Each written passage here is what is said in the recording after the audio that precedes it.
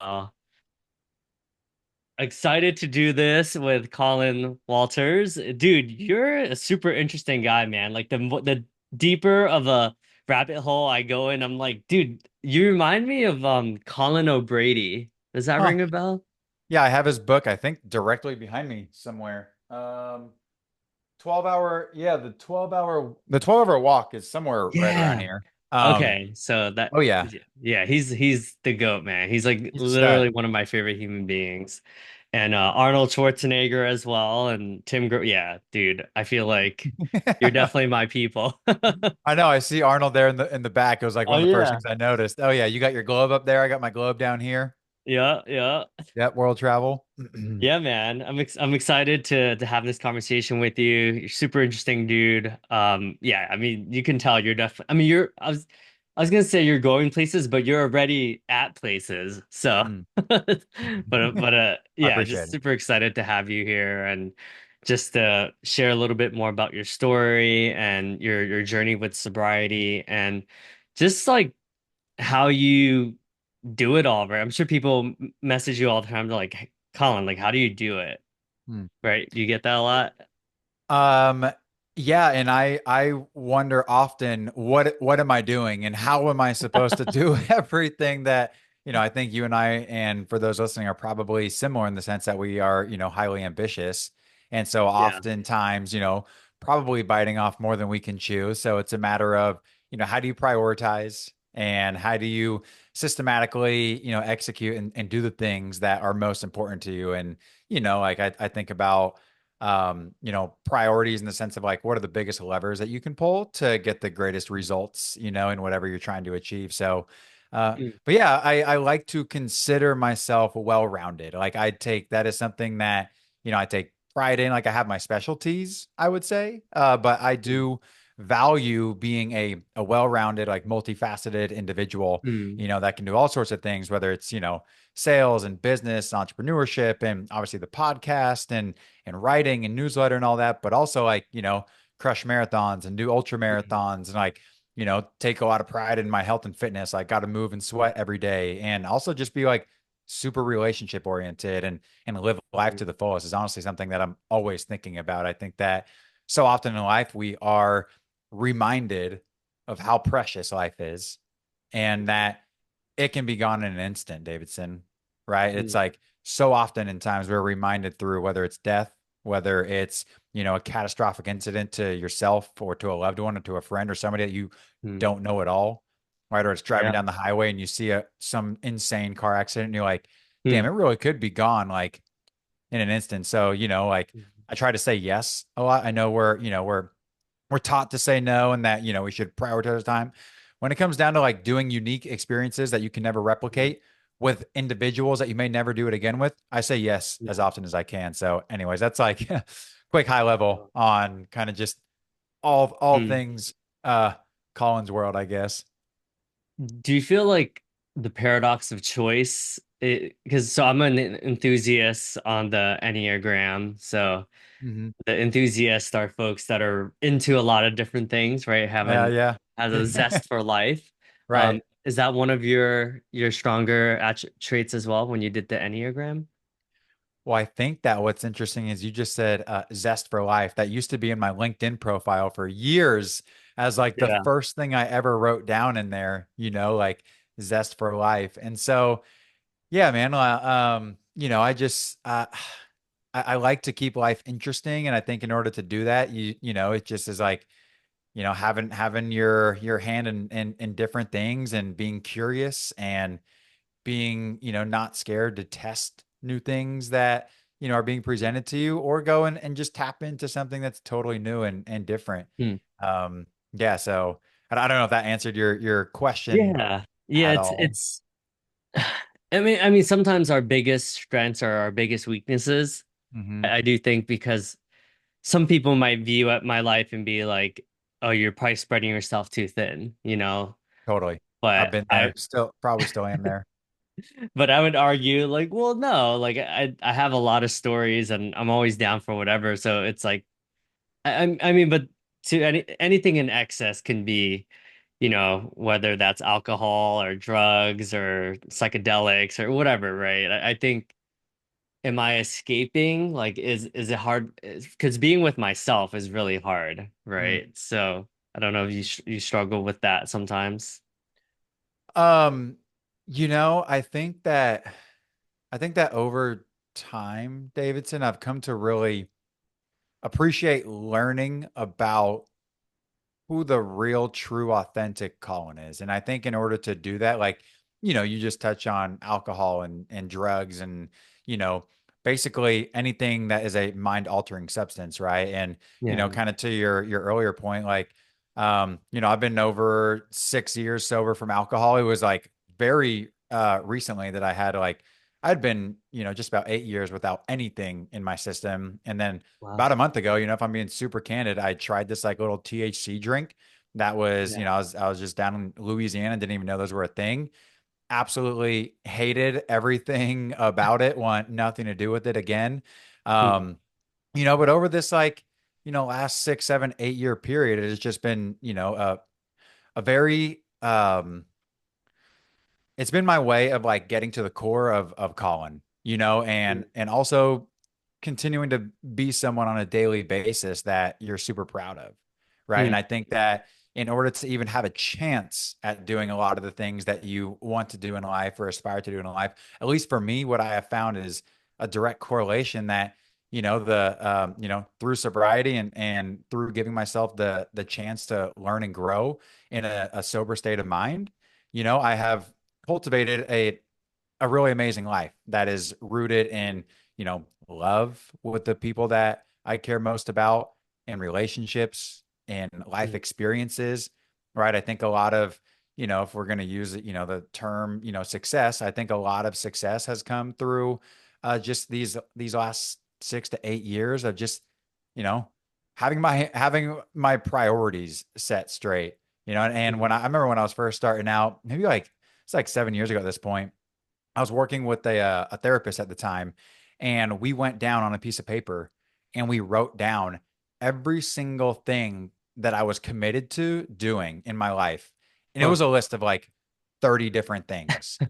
And we're like, Yeah. okay, it's time to eliminate, so like Huh. process of elimination. And so Oh, I just wow. started like crossing things off this list. And what that did is create space for the things that Hmm. were most important in my life. And Hmm. recently, this year, I had an Ironman on the calendar for November, had some things going on in my personal life where I canceled that, and I'm like, by nature, Hmm. like love training for something, love like working towards goals, especially like big fitness goals. And it Yeah. just wasn't the time or the season, and I wasn't Hmm. willing to commit the time. And that was like Hmm. a big step for me, was recognizing that, being Hmm. okay with that, and then actually telling my coach, hey, I have to decommit from that, and then being Hmm. okay with doing that. I think at this point in my life, I've become okay just Hmm. given the seasons of life and change that we go through. Yeah, that certainly resonates with me. I love the Spartan races, like the Spartan Ultra, Yeah, that the one. the Beast, the Ultra, the Yep. Supers, the sprints, and that I'm finally at a stage where I'm like, you know what? Like maybe dial it back a little bit, right? Mm, To your point. Yeah, it's like there was a season where that was really important to me, but now it's like, okay, like marriage, time to focus on the marriage, you know? totally. Yeah. So Congrats on your marriage. thank you. Yeah. No, man, Yeah. that's so interesting. Um, and so you've done a lot of podcast episodes as well. One of the I respect people that make it past like 100, right? I mean, Mhm. that's certainly a commitment. How do you prioritize? Like, do you is that also seasonal where like certain seasons you're more consistent with it? Like, how do you like not beat yourself up if you're having like an off month where it's like, oh, I wasn't able to publish any episodes this month? Or do you have a system for that? Yeah, so I would say, and thank you, and I appreciate the time and the effort that you put into something like this, right? I know what goes on when we have personal responsibilities, work responsibilities, we have full-time jobs, right? And we do this on the side, ultimately as a service, right? Is the way that I see it, like my way Mhm. of, using skills and strengths and interests, to add value to the world, hopefully, right? Is kind of the idea. But if I were to sum up yes, I would say that I have a system, and I'm a big believer that when we make public commitments, that is another layer of accountability Mm, that is unlike any other. And so, just about 2 years ago, I made a public commitment on my podcast and on all social platforms that I would post a podcast a week for the next decade. And mm, so I'm right at, it's actually November 22nd will be the date that I made that. And so I've hit every single week for the last two mm. years, except for 1 week. There was a Monday morning. I was driving to the gym and I had one of those moments where I was like, oh my God, I did not post my episode last week. And so I think I rerouted myself. I was going to the gym, but I turned a Yui. I came right back home. I recorded 2 episodes and I Wow. released them both, one to make up for the last week and one to just knock this one out that week. And since then, I Uh, haven't missed an episode. So yeah, it wow. was and I think just that public commitment. I heard Dan Mm, Martell talk about, decade-long commitments, a dedicated mm, decade, right? And mm, and that really stuck with me. I mm, remember hearing that. I was driving, listening to that podcast, and I literally stopped the car and wrote down in my notes that, started thinking about mm. what to do for this like decade-long commitment, and uh Um, kind of ties into the fact that I had actually reached out to Dan Martell in the past, and he was like, "Hey, because I asked him to come on the uh, show, and I was yeah. super nervous about it. Was kind of hoping he'd say no. I didn't want to Huh. have to rise to that occasion. And, Oh, wow. anyways, he said, "Hey, get to 100 episodes, and I'll come on your show." And so, Huh. sure enough, I already had that system in place that I was doing one a week, and so it was only a matter of time that I was Huh. actually going to hit it. So then, right around like episode like 92, I was like, oh my God, I think this is about to happen. And so I reached out to Dan. He put me in touch with his assistant Anne, and we got scheduled, coordinated. And then once I hit 100, I drove up to Kelowna and met Dan at his studio in Wow. Kelowna, Canada, and ripped a live episode with him. So yeah, man, Huh. I would say just like public commitments go a long way for anybody that's trying to Mm, achieve a goal, right? Just like putting yourself out yeah. there, because once the world knows, that's like whole nother layer of accountability. Mm, So that system seems to true. have worked for me. So it usually is like, you know, Friday, Saturday, I start thinking, well, damn, I got to get a podcast out this weekend, considering haven't done Yeah. one yet. Then I start brainstorming. Then I start thinking like, what's going on in my life that could be relevant to someone else.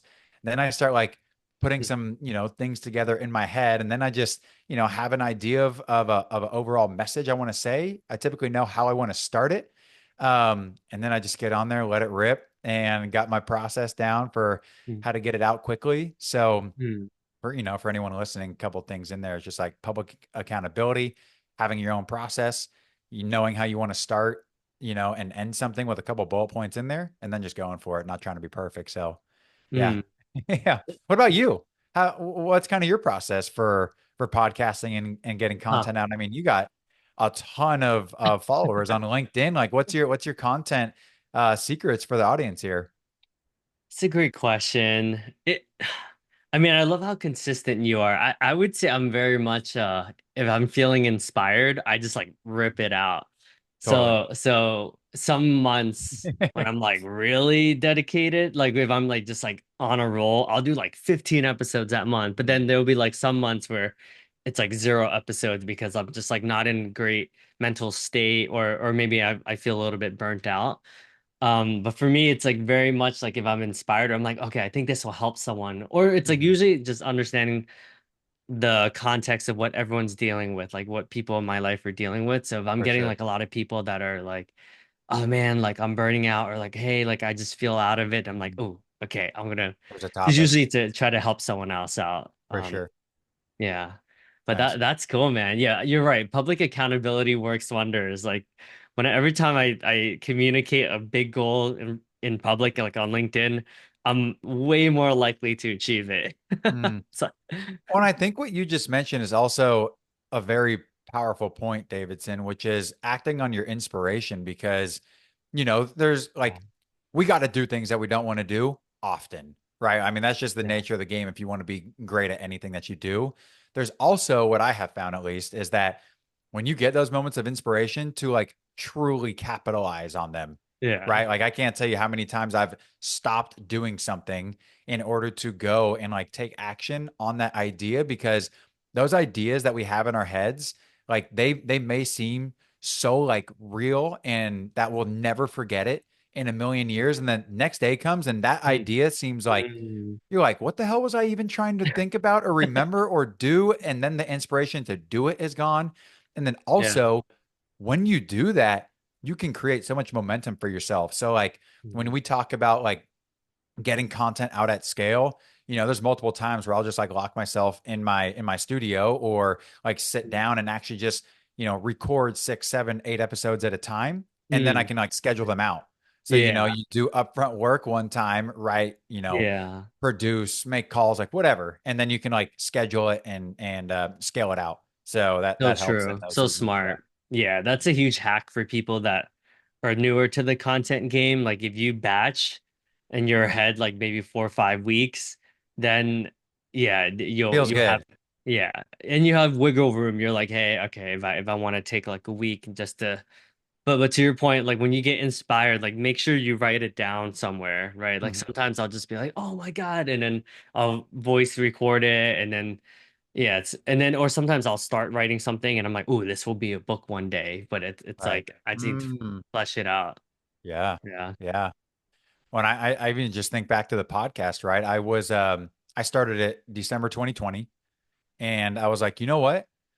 I think it's time to do this podcast once and for all and stop thinking about it after all these years and Yeah. maybe just do something about Mm. it. And so, I got a little USB mic that sat on my shelf for like 3 months collecting dust. And then one day I Huh. got the brilliant idea to open the box and actually plug it in and, write down a little intro. And I Mm. recorded my first intro and spent way too many hours trying to, perfect Oh this yeah. this introduction, right? And you're like, Yeah. what am I going to say? How do I introduce this thing? Huh. Long story short, I recorded 3 episodes, and then there was a year and a half hiatus of not recording anything. So there was 3 episodes that Um, sat dormant basically.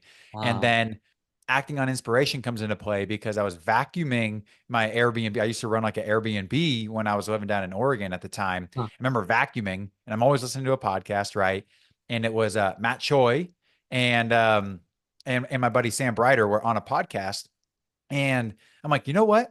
I'm going Huh. to ask this guy to come on my podcast. And so I stopped vacuuming, put it down, Wow. picked up my phone, went to Instagram, hit him up, and was like, yo, dude, you want to come on the podcast? I loved your episode. I loved how you talked Huh. about XYZ. I think this is where we could be a good fit. Ah. And sure enough, he said yes. We booked it for a week later. And then here we are, 127 episodes deep after Huh. that. So you just never know where that one very small, seemingly insignificant action is going to Mm. lead you, would be my 2 cents on that. I love see you're definitely an action taker, right? I mean, but you also have a good high standard of excellence as well. I'm the Mhm. opposite in the sense that like I one take everything. I never re-record anything. Mm. I'm I'm the same way. Just get Oh up there and yeah, just no. just get Okay. up there and let it rip. You used Yeah. to think about it too much, I would say. Yeah, Yeah. but you just Yeah. I mean, for anyone listening, like it's just way too easy to get caught in paralysis by analysis, and just getting your reps in and taking at Yeah. bats. Like that's the only way to really improve, whether it's sales calls or, whether it's, picking up the phone, making outbound, or whether it's your Hmm. podcast or just putting out content, right? Or you want to start Hmm. recording your own stuff, or, if you want to start like flipping, houses or whatever, like Hmm. just doing the reps at whatever you want to do. You're going on runs, Hmm. like you get a little better with each one. And so it's like, I think it's good to have an idea of what you want to do and Right. portray a message, and put out Yeah. something of quality. But yeah, no, I'm right there with you though. Just Hmm. let it rip. Yeah. That's cool, man. So how'd you discover Ian Cognac? Like how did that even come about? Yeah, so I guess that's a good segue, right? So Ian shout out my buddy Jackson Mitchell because I received a text message from my buddy Jackson who sent me a podcast episode with Ian and he was like, "Yo, bro, I think you would totally dig this guy. And he probably is like speaking your language right now." It was like, Huh. so I went and listened to this episode with Ian, and it was like rooted in sales and business and sobriety and Hmm. entrepreneurship and like, his whole journey. I was super fascinated by. And I'm like, wow, this guy really knows his stuff too. and I'm Yeah. always like seeking how to get better in my craft. And so that was how I actually first learned about Ian. From there, I started following his content. So just like with anybody who's trying to build something, keep putting out consistent quality content Hmm. that people learn from. You're bound to get Hmm. noticed, and you're bound to attract Hmm. individuals into your lives that want more of what you have, right? And Yeah. maybe whatever you're offering. And so I think that I started listening to Ian maybe like a year and a half. I was following his content. And then it was basically, I was working at DocuSign at the time, and we have funds that we can use, right? We were given Hmm. an allotment of like continued education and learning funds.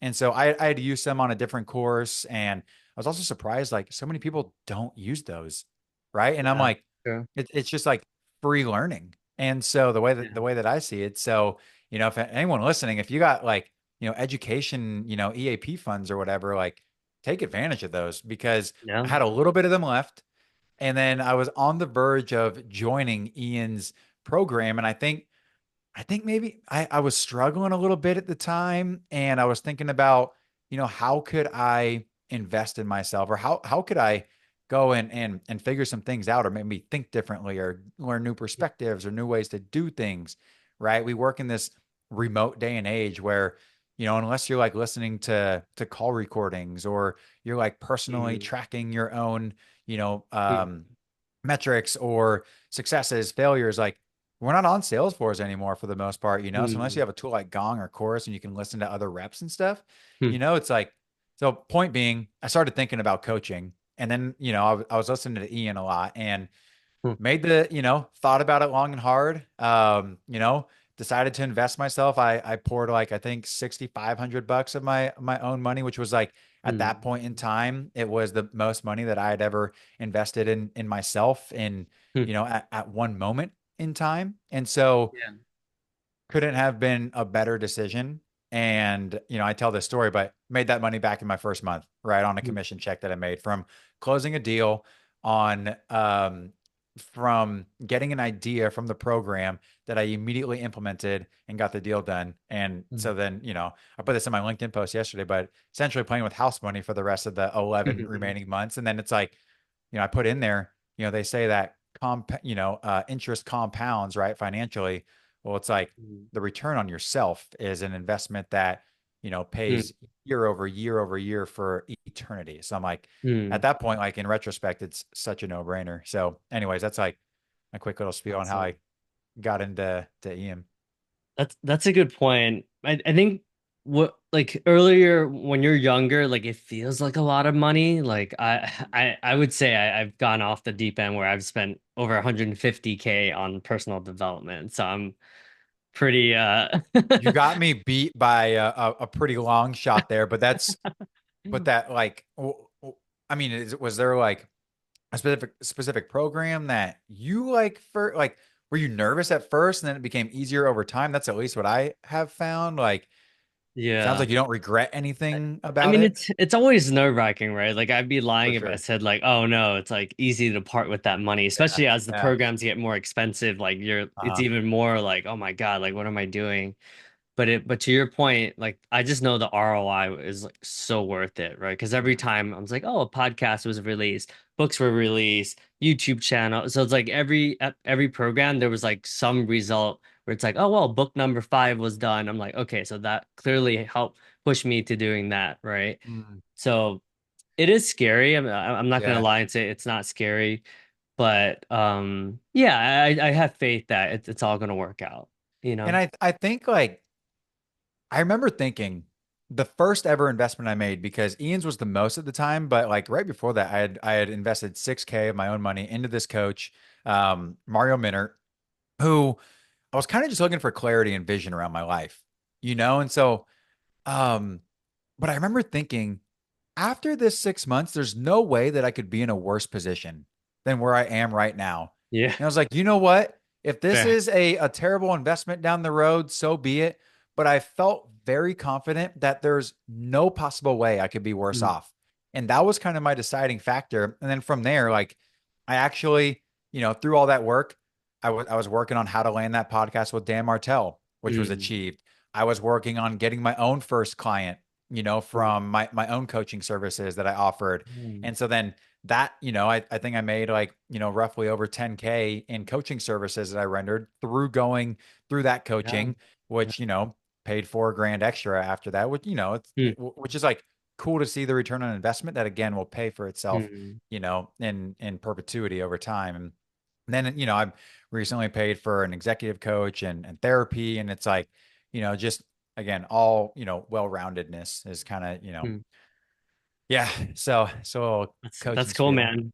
Mhm. Yeah, it's I mean, I still get it all the time. Like even today, I was on some calls where some people that were like 3K seems like a lot, you know. Mhm. And then I asked them like, well, how much are you making? And they're like, oh, like 120. I'm like, well, yeah, exactly. Because right now you don't have the skills to make 300, 400, or else you'd be making that, right? Mhm. But sometimes some people, it's tough for them, you know. It's like that's a tricky part with self-development. It's like you kind of have to be self-motivated, right? But it's hard to push when it comes to self-development sometimes because it's like they have to want it, right? It's not something that you can really like push upon people, you know? Yeah, well, I mean, you make a valid point. It comes down to what are you doing, right? Like you could have Yeah. all the courses, all the trainings, all the education in the world, but if you're not actually doing and implementing and failing and learning and creating success for yourself during that time, like ultimately it comes down to you. I remember like for Ian's course. I had made some, I want to say like 8.5 months in a row. I showed up to every single Wednesday call, Wow. religiously. I did not, if Good I for you. somehow wasn't able to make the morning one, then I was in the afternoon making sure I got that call in. Like it was Wow. highly prioritized in Huh. my schedule, blocked in my calendar. You cannot book over that. Mm. That is my priority for that time period. And also Mm. to show up and like be engaged, right? And Yeah. participate and like and do the things. And it wasn't until like I had a conflict where I was going to be like out of the country for I forget exactly what it was, but it was like 100% I was not going to be able to make that Wednesday. And so that was like kind of a deflation. But ultimately for anybody listening, it's you got to still do the things, which is exciting though. It shouldn't Mm. be this like daunting thing. It's exciting because, Mm. you're testing yourself and you're learning and you're growing and changing through it. And Mm. then you can then help other people through things that you're learning. And, it's an exciting, it's exciting in that way. And the way that I view coaching now is like, just like with anything, it's, why would we want to really trudge through, the muddy waters? I used to think that it was Mm. like a pride thing for me, but I'm Huh. like, why would I not just go ask, who, not how, right? Why would I not Mm. just go ask someone for help who's already done what I'm trying to do? Like Right. it makes so much sense and it makes life Mm. way easier and you can just truly Mm. expedite your results of whatever you're trying to do. So, Mm. yeah. Well, thank you so much, Colin. I'll have to have you Mhm. back, man. Like, I feel like it'd be for anyone who's not following him, like definitely send a friend request. Yeah, you're super interesting dude, man. I'm just excited to see what's gonna come. And it's crazy to think that you just scratched the surface of what you're gonna accomplish, man. It's just so cool to witness. Yeah, I'm excited to meet you in real life as well.